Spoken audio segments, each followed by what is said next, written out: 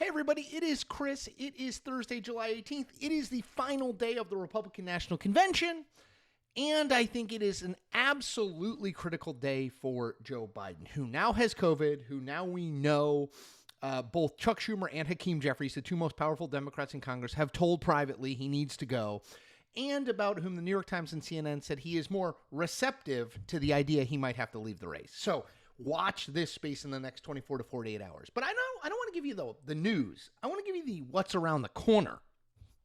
What's around the corner. So the question would become, obviously, if Biden steps aside, is who's next? Okay, so I put together a list.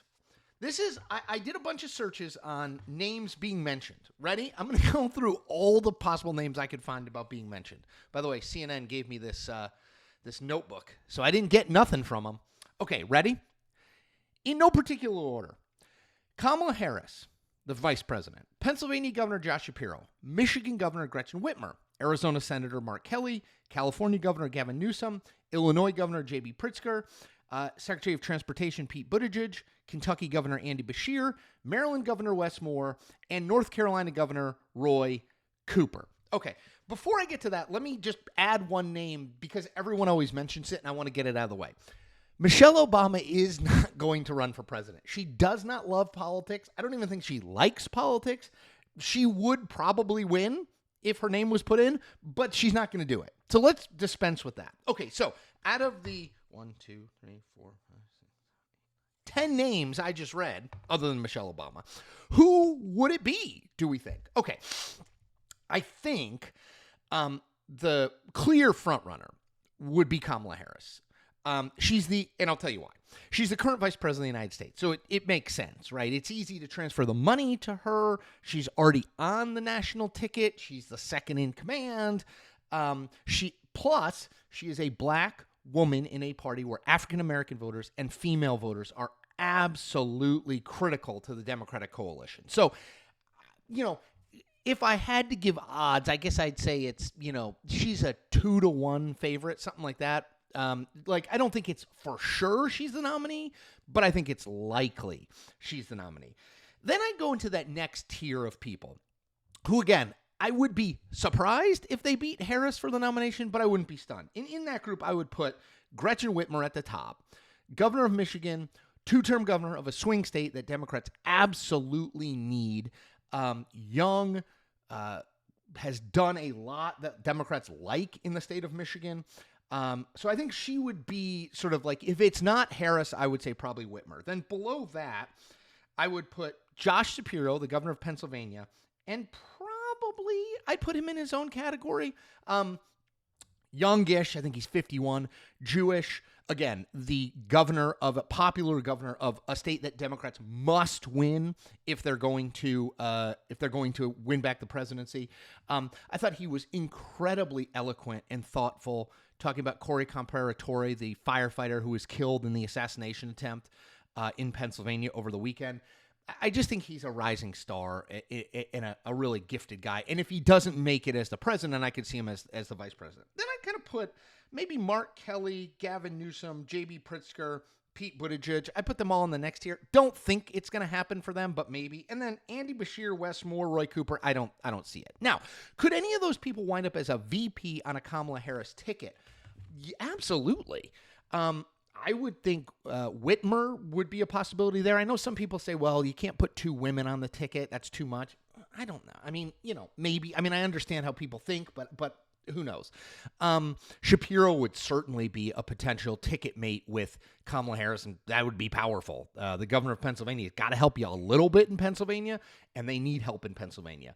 Beyond that, Wes Moore would be intriguing. Young African-American governor of a swing state. I think not a swing state, excuse me, but of a very Democratic state. I think I could see that too. So I think really what we're talking about is it's Harris's to lose if Biden steps aside. Doesn't mean she can't lose it, right? Of course, we've seen stranger things happen. Doesn't mean she can't lose it, but it's definitely hers to lose. I think probably the more intriguing thing is who would she pick as her vice presidential nominee? Now, one step back thing that I think is worth talking about. Do how do Democrats go about replacing Joe Biden? Do they try in the time between now and the convention, which is about a month? The convention opens, I think, August 18th, so actually a month. Do they try to sort of coronate or anoint Kamala Harris and say, no one run against her? All of our delegates that are pledged to Biden should now vote for Harris. That's it? Do they do that? Or do they say, you know what? We're going to have an open convention. Anyone who wants can put their name in for nomination. We're going to let the delegates vote, old school style, vote until there's a majority for one of the candidates. Now, again, I think a couple things. One, I think Harris would certainly would win under the anointment scenario, but would probably win under the open convention scenario too. Two, I actually think the open convention scenario is good for Democrats because it highlights the idea that they're actually in favor of capital D democracy. I don't know if they'll go that route, but I think it would be intriguing to go that route. So I think she's sort of the clear favorite here. It is not a lock. I could see Whitmer. I could see Shapiro.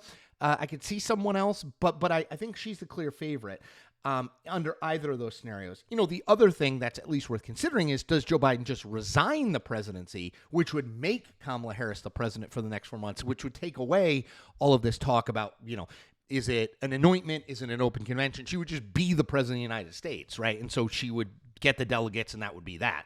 So a lot of intrigue, a lot of moving parts here. I think the next 48 hours are critical. Today, tomorrow, and then Monday, right? If nothing happens today or tomorrow, I would expect by Monday we see something. Either Biden reasserts that he's running or we see him step aside. So a lot of moving parts, a lot to follow. I will be making videos no matter what. I mean, if there are developments on this, you'll see another video from me today. I'll be making videos tomorrow and through the weekend if need be. So stick with me. I will make sure you are seeing around corners, which I think is the most important thing I can bring to you. As always, subscribe to my channel if you haven't. That's the easy thing. Just hit the subscribe button. It's free. Like this video, comment on this video, and the most important thing, tell 10 friends. I used to say tell 5 friends. Let's tell 10 friends because we want to get to 40,000 subscribers. So tell 10 friends about this channel.